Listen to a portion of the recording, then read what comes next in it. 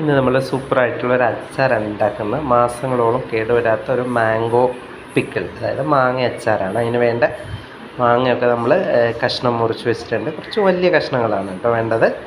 അപ്പോൾ അതിന് വേണ്ട ഇൻഗ്രീഡിയൻസ് വരുന്നത് നമുക്ക് 2-3 ഉണ്ട വെളുത്തുള്ളി വേണം.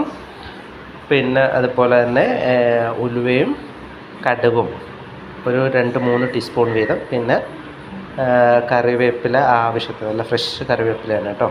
പിന്നെ കാശ്മീരി ചില്ലി ഒരു 7 ടീസ്പൂൺ എടുത്ത് നമ്മൾ എടുത്തിട്ടുണ്ട്.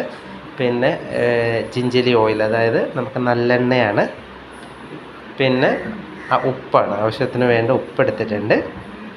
ഇപ്പോൾ നമ്മുടെ ഈ ഫ്രൈ പാൻ വെച്ചിട്ട് നമ്മുടെ ഡ്രൈ ആയിട്ട് ഈ കടുകും ഉലുവയും നമുക്ക് ചൂടാക്കി മിക്സിയിലിട്ട് പൊടിച്ചെടുത്തിട്ടുണ്ട്.